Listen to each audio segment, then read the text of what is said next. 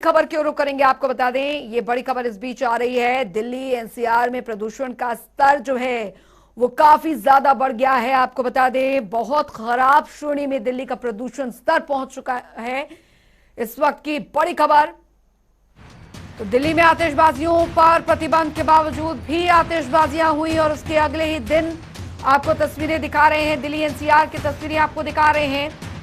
Fog की सफेद चादर और किस तरीके से प्रदूषण का जो लेवल है वो बढ़ गया है। दिल्ली एयर क्वालिटी इंडेक्स जो है वो काफी खराब स्तर पर पहुंच गया। आतिशबाजी के बाद गुरुग्राम में स्मोक छाया हुआ और तस्वीरें आपको दिखा रहे हैं। सुबह की वक्त की तस्वीरें, जहरीले धुएं की चपेट में गुरुग्राम के कई इलाके। दिल्ली एनसीआर में कुछ यही स्थिति जो है वो सुबह के वक्त बनी दिखी है। गुरुग्राम एयर क्वालिटी इंडेक्स भी काफी इजाफा हुआ है। प्रदूषण का खतरनाक स्तर 426 पहुंच चुका है। इस वक्त की बड़ी खबर आपको बता रहे हैं, फरीदाबाद और सोनीपत में भी हालात खराब बने हुए हैं।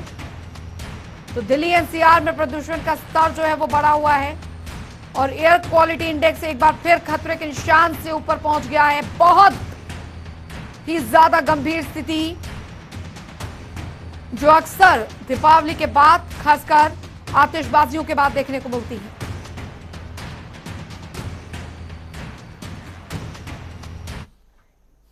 गुरुग्राम से विजेंद्र हमारे साथ जुड़ गए हैं, सोनीपत से राम सिंह मार संवाददाता हमारे साथ जुड़ गए हैं ज्यादा जानकारी के साथ।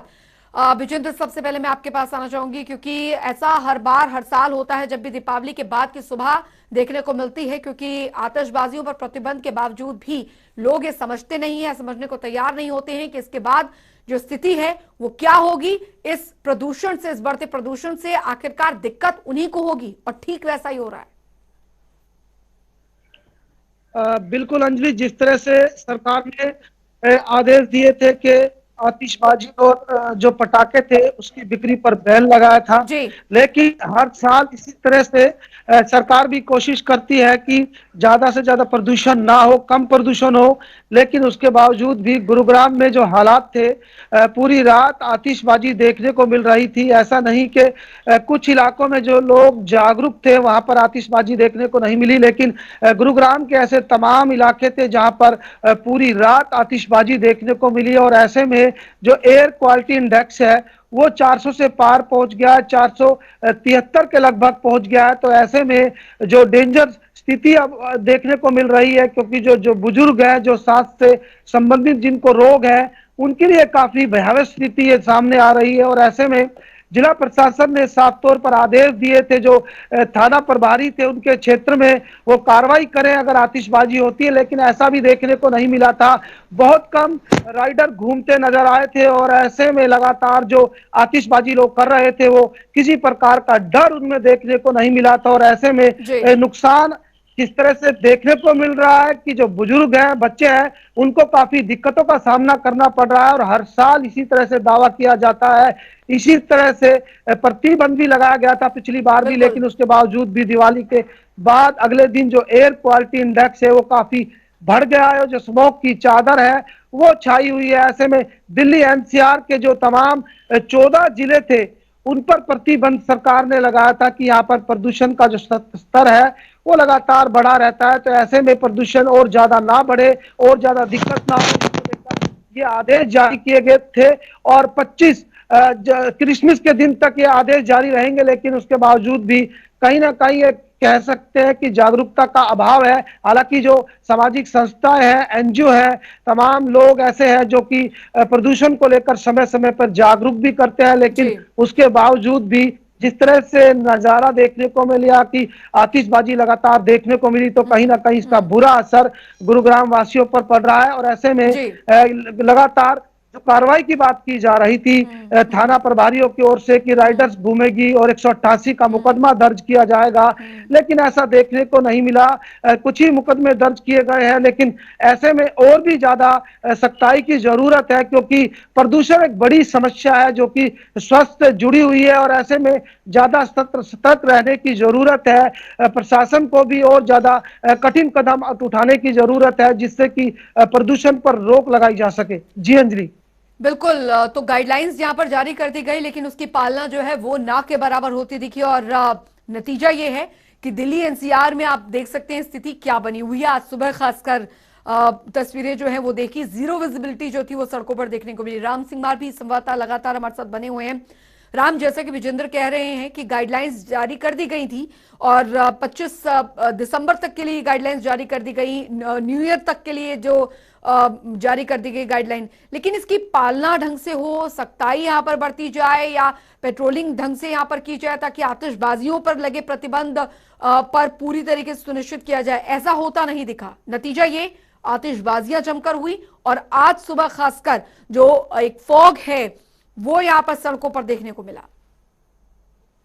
बिल्कुल अंजलि, जिस प्रकार से अगर बात करें तो सोनीपत की आबो हवा जो है बिल्कुल खराब हो चुकी है, यानी कि कोहरे की चादर जो है सुबह देखी जा सकती है। और लिहाजा जिस प्रकार से अगर बात करें तो यहाँ पर क्वालिटी इंडेक्स जो है 400 के पार पहुंचा है। और हालात ये है कि लोगों को सांस लेने में, और जो सांस के रोगी हैं या जिनको गले की खराश वगैरह की प्रॉब्लम है, इस प्रकार की दिक्कतें जो है लोगों को सामने आ रही है। अगर बात करें प्रशासन की, तो प्रशासन की तरफ से जो गाइडलाइन है वो जारी की गई थी, लेकिन कागजों में जारी की गई थी, लेकिन ग्राउंड स्तर पर अगर बात करें तो जिला प्रशासन द्वारा केवल जो स्थानीय थाने हैं उनकी अगुवाई में ही जो है पटाखे जमकर बेचे गए।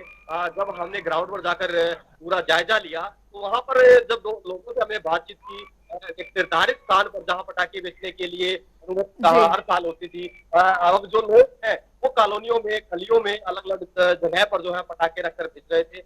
और हालात ये थे कि लोग जो है बगैर किसी सुरक्षा के इंतजाम के ही पटाखे बेच रहे थे। इस प्रकार से देर रात भी काफी पटाखे जमकर छोड़े गए हैं। हालात ये भी थे, एक नया जो उपकरण है इस बार देसी जुगाड़ से जो है उस पर गंधक डालकर लोगों ने जमकर जो है पटाखे फोड़े हैं, जिसकी इफेक्ट जो है काफी लोगों के स्वास्थ्य पर पड़ता है और काफी बड़ा धमाका जो है उसका होता है। दूसरी तरफ अगर बात करें तो देर रात तक यहाँ पर प्रशासन की तरफ से रात के 11 बजे जो है जिला उपायुक्त ने शहर के अलग अलग हिस्सों में जायजा लिया। लेकिन ये जायजा अगर एक दिन पहले लिया गया होता, एक रात पहले लिया गया होता, निश्चित तौर पर जिन लोगों ने बम के स्टॉक किए हुए थे, जो लोग खुले बम बेच रहे थे, उन पर कार्रवाई जो है वो बन सकती थी। लेकिन जिस प्रकार से देर रात जिला उपायुक्त द्वारा यहाँ पर दौरा जरूर किया गया, लेकिन निश्चित तौर पर एक औपचारिकता के तौर पर ही माना जाएगा, क्योंकि किसी भी थाने के क्षेत्र की बात करें, सोनीपत में अलग अलग थाना क्षेत्र के जो हमने जाकर विजिट किया, जाकर चेक किया, तो निश्चित तौर पर काफी ऐसी जगह थी जहां पर सुरक्षा के इंतजाम नहीं थे और जमकर जो है पटाखे जो है बेचे जा रहे थे। लिहाजा यहाँ पर सरेआम में धज्जियां उड़ाई गई। सुप्रीम कोर्ट की और जिला प्रशासन की तरफ से जो आदेश जारी किए गए थे, जो गाइडलाइन जारी की गई, उसकी सरेआम हालात ये है कि कोहरे की चादर जो है वो हुई है, जहरीली आबो हवा हो गई, लोगों को सांस लेने में तकलीफ हो रही है, खासतौर पर जो सांस रोगी है और तमाम उसके लिए काफी दिक्कत है। जाहिर तौर पर स्थिति यहाँ पर यह है कि जो आतिशबाजियां हैं वो जमकर की गई, अभी भी हम सुन पा रहे हैं, क्योंकि आतिशबाजियां जो हैं वो अमूमन देखा जाता है दिवाली के बाद तक जारी रहती है, और लेकिन इसका सबसे ज्यादा खामियाजा जो है वो पर्यावरण को भुगतना पड़ता है और इसका जो दूरगामी परिणाम जो है वो भी काफी खतरे भरा होता है। विजेंद्र, अब स्थिति यहाँ पर यह है कि देखिए दिवाली अभी फिलहाल खत्म हुई, लेकिन जो आतिशबाजियों का शोर है वो भी देखने को मिल रहा है। बहुत बहुत शुक्रिया आप दोनों का।